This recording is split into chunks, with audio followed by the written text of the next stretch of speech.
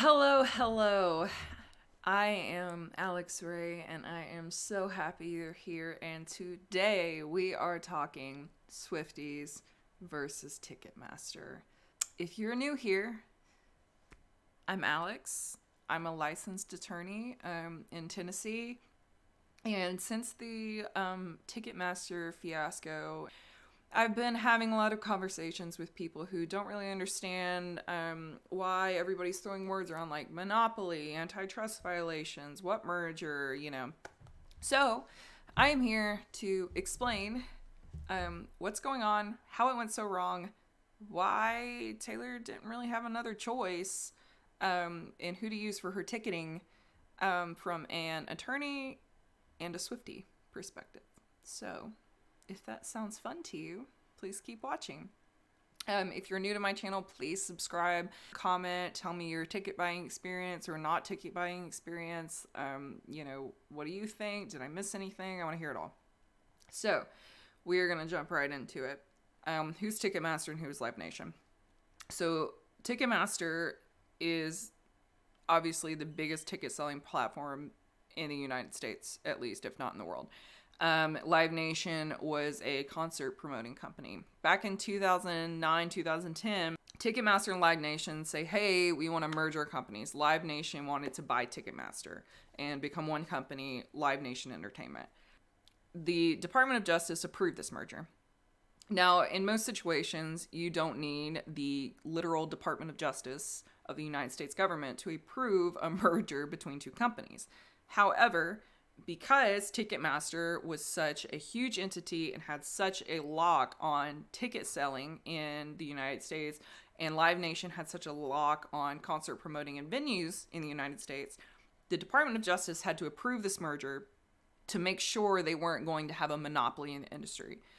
Now, we've seen the word monopoly thrown around a lot in the past few days, but basically what a monopoly is when an entity has such a lock on a certain market that they are no longer required to be competitive, that they don't have to tend to their consumers, they don't have to continue innovating, they can take advantage of consumers, and that is bad.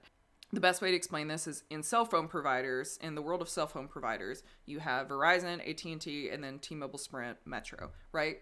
If you don't like what Verizon's doing, you can come over here to AT&T or Sprint. If you don't like what they're doing, you can go to AT&T. But because these three, and there are some smaller ones too, like Straight Talk, whatever. But because these three compete with each other, they have to keep making themselves better. They have to make service better. They have to make prices competitive because there is somewhere else to go if you don't like one of them. If you don't like what Verizon's doing, you're going to go over to AT&T. If you don't like what AT&T is doing, you're going to go over to T-Mobile, Sprint, Metro, So that prevents what we call a monopoly. So say we X out two of these. Say AT&T says, we're going to buy Verizon and T-Mobile / Sprint. AT&T, then this entity would be it would have the entire cell phone providing industry on lock. It would not have to make its prices competitive. It would not have to tend to its customers as well. It would not have to provide good service because you don't have anybody else to go to. You don't have a choice. That's what a monopoly is. At this time in 2010, when Live Nation said, hey, we want to buy Ticketmaster, the government said, whoa, we got to look into this first because that could create a monopoly in the industry. That's what, in 2010, that's what the DOJ and a lot of lobbying groups were worried about when Ticketmaster and Live Nation proposed this merger. They were worried that Ticketmaster, who had 70% of ticket sales in America, and Live Nation, who had venues and concert promoting pretty much on lock, were going to merge and they would not be checked by any comparable competition. Tons of smaller venues, lobbying groups came out and said, whoa, they're going to have a monopoly. No one's going to have a choice of who they use for ticketing. And they had two main concerns. These lobbying groups said, this is going to create a monopoly because number one, Ticketmaster and Live Nation are going to jack up ticket fees and ticket prices. And two, Live Nation will be able to strong arm venues that they don't own into using Ticketmaster. Otherwise, Live Nation won't bring their acts to those venues. The DOJ approved it. why? Like what? Like, okay, so I'm sure you're like, Alex, you just told us that like this was bad. Like, why did the DOJ approve it? Because Live Nation pretty much said it's gonna like bail out of the ticketing game anyway and make an informal agreement with Ticketmaster if the merger wasn't approved. So the government pretty much had two choices. They could approve the merger and then put their conditions on the merger, like somehow kind of try and stifle this potential monopoly by putting conditions on it, aka you can merge, but you do XYZ. Otherwise, they were going to make this informal agreement and have the exact same effect as a merger without any government regulations or conditions on it. Jim Hurwitz, he was a Federal Trade Commission lawyer who he wrote a paper for the American Antitrust Institute. He argued against the merger, but he explained the choice presented to the Justice Department was basically either let us get married and have a say in our union or try and stop us. So the Justice Department said, okay, like we'll approve it. The merger was approved. The Justice Department approved the merger. And they put it on the condition, they made Ticketmaster sell off a subsidiary whose name I can't even pronounce and you've never heard of, hoping that that subsidiary would grow and become a legitimate competitor of Live Nation Entertainment, which is the overarching company of Ticketmaster and Live Nation. That's what they merged into.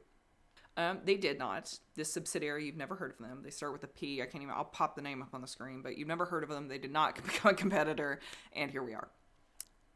That was back in 2010.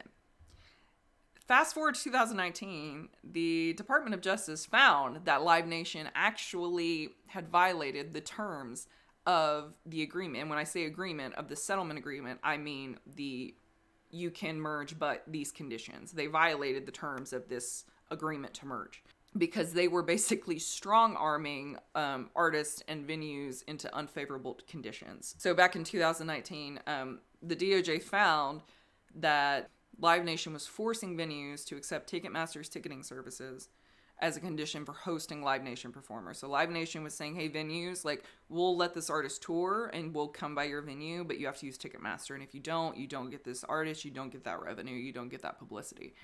The DOJ found they violated the terms of the agreement, threatened fines, and then said, we're just going to keep investigating until 2025. We're just going to monitor the situation.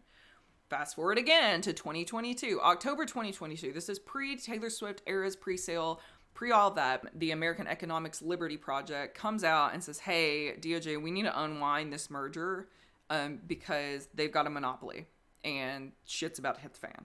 Ticketmaster comes out and says, no, we don't. Like, it's the industry is so competitive. It is thriving. We are killing it. Like, everyone is doing great. It's vibrant. You know, there's more and more companies rising up. Like, there's no monopoly. There's no monopoly. Bullshit. The person that made this statement said, bullshit, bullshit, bullshit, no sources. So now let's talk Taylor Swift. How the presale was supposed to go down was that you get on Ticketmaster's website, you put in your information, prove you're a real person, and then on the eve of November 14th, you would get a presale code or you would get waitlisted. Now, personally, I had a boost, and we'll talk about what boosts are in a second, but I had a boost. I did not get a presale code. I didn't even get a waitlist email. Like, I went and checked. Like, I got the confirmation email, like, you've done the things that you need to do. I didn't get presale. Luckily, my sister did. Also, I don't want anybody in the comments. If you got tickets, I am so fucking happy for you. I got tickets. My sister got me a ticket for the Cincinnati show, and my friend Addison got me a ticket for the Nashville show. They are going to cost me a kidney, but, or they did cost me a kidney, but I am going. I am so fucking excited about it. We're allowed to be excited if you have tickets, but that does not mean the whole fucking situation did not suck. So don't get in the comments and be like, oh my God, you have tickets. You can't even talk about all this shit. Like, no. It still sucks. Like, we should live in a world where we've not seen Taylor in 5 years. Like, her OG fans should have a good ticket buying experience and get to go to a show or two, you know? Okay. Along with these pre-sale codes, these boosts were supposed to happen. And boosts have been happening since Reputation era. Basically, you do a thing, like you watch a video, you buy something. In this situation, in the Midnight situation, you have pre-ordered the album and you got a boost in the queue. So, like, once you're in the queue, and you've used this email, that you use to become a verified fan on Ticketmaster and that you use to pre-order the album, you get a boost in line. So these pre-sales happen, codes go out, first pre-sale drops. Fast forward, Ticketmaster says it was only prepped for 1.5 million verified fans and 14 million people hit the site. How is that possible? Well, the pre-sale happens and you do not have to put a pre-sale code in before you get in the queue. Whoever wanted to, scalpers, bots, people, whatever, could get in that queue, clog it up, crash the website, whatever. Shit hits the fan. People who had Boost didn't get pre-sale codes. People who had Boost message Ticketmaster and like, hey, where are my Boost? And they're like, you've been misinformed. There are no Boost. Queues are freezing up. People aren't getting tickets. It's a shit show. You know, I watched Caitlin Marie's Reacts like entire video. She logged the entire like fiasco of her trying to get tickets. Go watch. I'll put that down there. That pretty much sums it up. That like her, I don't need to tell you everything that went wrong. Like you're here for me to explain. Go watch her video. That is what happened. So they sold more than 2 million tickets and the demand could have filled like 900 stadiums or something crazy like that. Good old Greg, the CEO, is like, no, this isn't our fault. This is Taylor's fault. She's not toured in 5 years. The demand was unprecedented. It was historic. They love saying that shit. They love saying unprecedented and historic. We could not have prepped for this. Like, it's just not possible. Like, it's her fault. They canceled the general sale. And they said they did not have the amount of tickets to meet the demand. Now, what does that mean? I'm still not sure. They said they sold 2 million tickets, and I've seen a couple people calculate there should be like a third of the tickets left. That's what they should have held back for the general sale. The math is not mathing, okay? If you sold, around 2.3 million tickets, we should have about 700,000 tickets left, but you canceled the general sale, so where are those tickets? Some people think Taylor has said, hey, y'all fuck off. I'm going to figure out what to do with these. And that could be fair. I don't know what her agreement looks like with Ticketmaster. There are 700,000 tickets floating out there in the ether unless Ticketmaster is lying, which is a grand possibility at this point, that they actually did release all of the tickets, sold them during pre-sale, and the resales on StubHub and wherever the fuck else are all we're getting, okay? So this is kind of my second attorney point in the video. So like first attorney point, you got like we've talked about like what the merger was, what a monopoly is. They have a monopoly. What happens if you don't use Ticketmaster? Live Nation can pull those artists and say like no, you use Ticketmaster, we're not coming, right? Second attorney point is why did it take Taylor so long to say something, right?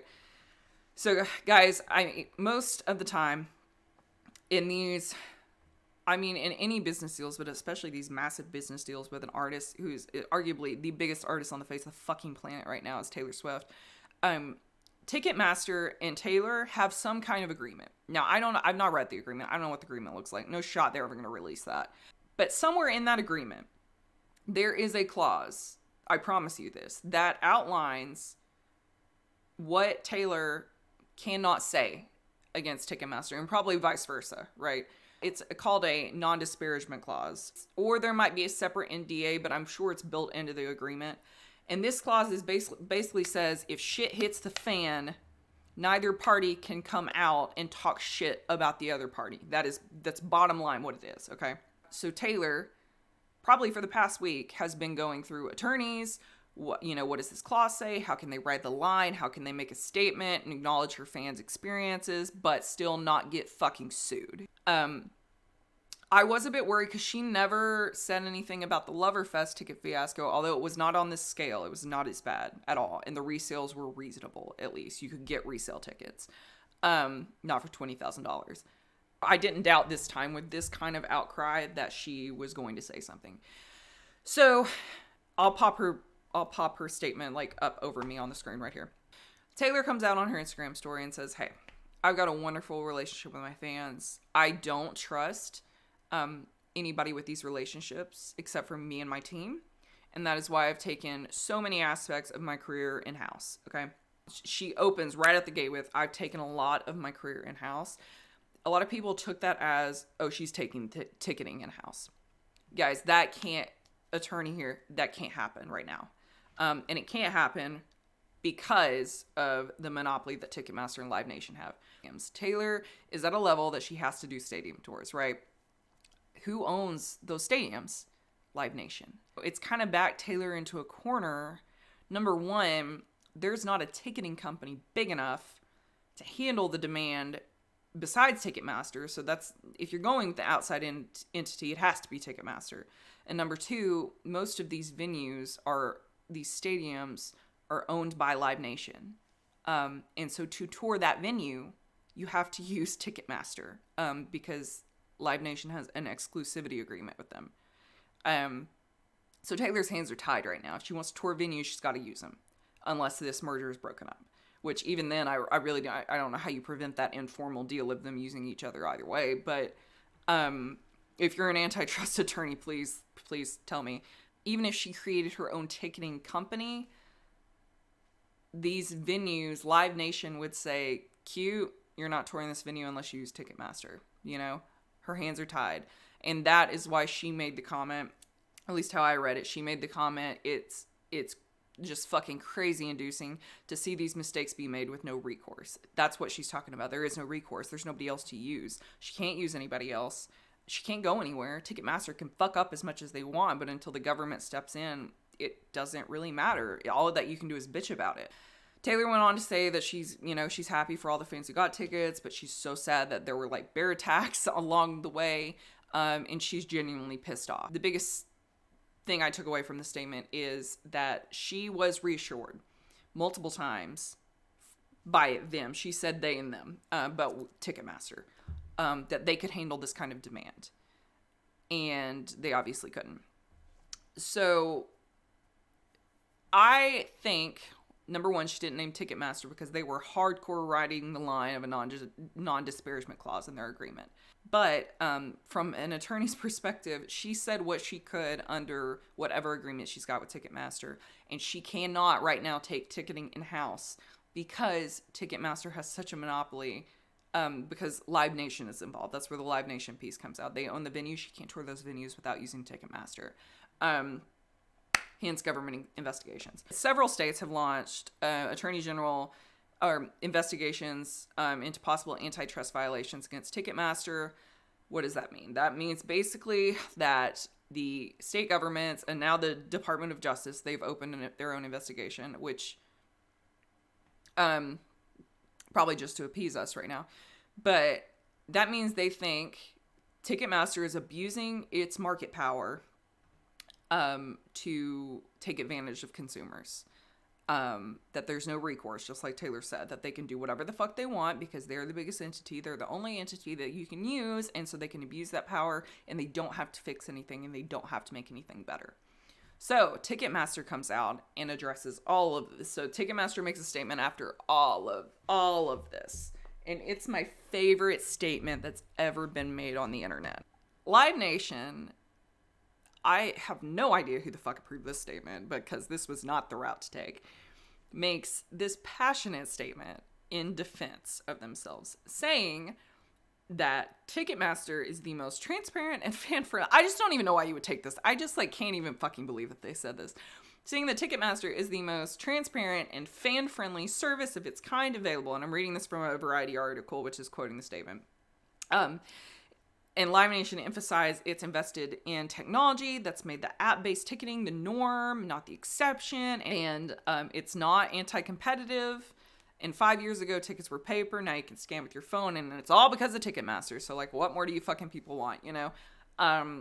And they said, we, quote, we innovate and invest in our technology more than any other ticketing company, and we will continue to do so. Oh, God, it's just, I can't even believe they said this shit. I can't even believe they said this shit. And the statement, guys, from an attorney, this statement was not to appease us. They don't care, okay? Just for the record. They don't care that you had a bad experience getting Taylor Swift tickets. I promise, okay? They don't. They made this statement because they are literally getting investigated by the DOJ, okay? This statement, riddled with, we are innovative. They were paper tickets and now they're not. And we're the leading and we've made it app-based. And look at all these things that we've done for the ticketing industry. That is code for this is what we will testify to when we're hauled into fucking court because we have a monopoly. They're not saying this to appease you guys. So if you're mad like that, yeah, they knew that. They don't care. They're trying to say, hey, government, look at all the things that we've done that prove that we're still innovating. And we don't need you to split this merger up for us to continue innovating and making the market better. So Live Nation makes this big statement. It's fucking pathetic. They don't care. Ticketmaster takes down its blog off the Ticketmaster website, which is fucking hilarious to me. So that's where we stand. And now people have been online, here and there. Whose fault is it? Guys, it's Ticketmaster's fault, okay? It's not Taylor's fault. And from an attorney's perspective, we don't know what Taylor's agreement with Ticketmaster says. We don't know what kind of non-disparagement she had. Unwinding the merger, I'm really not too sure what the implications would be, since they literally already threatened that they would make this like informal, very public, but under the table deal to continue working with each other. I don't know. And I don't know where the rest of the tickets are. I don't know. But I know this is a shit show. In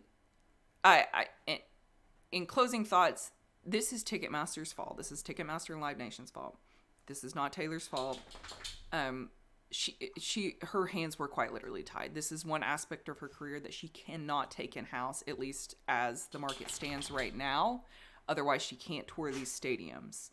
For those who were pissed about Taylor not making a statement, I never doubted that she would make a statement. But there's a clause in her agreement with Ticketmaster. I'm not ready. I can just tell you this is a fact. There's a clause in her agreement with Ticketmaster that is called a non-disparagement clause, or there's a separate NDA, a non-disclosure agreement, that pretty much says one party cannot talk shit about the other party and vice versa. And so in all of her silence, she's on the phone with attorneys. Attorneys are figuring out what can she say as a loophole, and not breach this non-disparagement, yet still acknowledge the plights that her fans have gone through. This last portion of the video is more as like a Swiftie and not an attorney. I think a lot of the anger has come because Taylor Nation does not know when to shut the fuck up. During this entire bout of chaos, Taylor Nation is like, oh my god, Taylor got 50 million YouTube subscribers. Oh my god, new Anti-Hero remix. And like people are like burning shit down on Twitter. Now, I will say in recent years, I'm looking at a Reuters article, and if you're an attorney or a law student, you know what Reuters is. But the DOJ has been more willing to go to bat over antitrust violations in the past like 2-3 years. So, I mean, Live Nation, Ticketmaster merged in like 2010. Since then, the DOJ's kind of gone more to bat and been more willing to file antitrust lawsuits against big companies. So, I mean, there's the ongoing December 2020 lawsuit against Google. And they've been more willing to fight mergers of these giant companies that could possibly, result in monopolies. Hello, future Alex is here to do the outro. So, the update we have is Taylor Swift's tour promoter came out and said, guys, we had no choice. We had to use Ticketmaster because of the exclusive contracts they have with the venues. I plugged some of the excerpt of the article earlier on in the video, and I will link that in the description if you want to go read it. But to close out, I mean, fuck Ticketmaster. It's kind of where we're at. I mean, if you've hung with me this long, thank you so much for watching this video. Please subscribe, please like, join my Patreon, follow me on socials. That's my dog. And if there are any other music business attorney things that you would like me to break down, I'm more than happy to do the research and make a video about it. So this was a lot of fun to make and edit. And I hope everyone is blessed with Taylor Swift tickets. So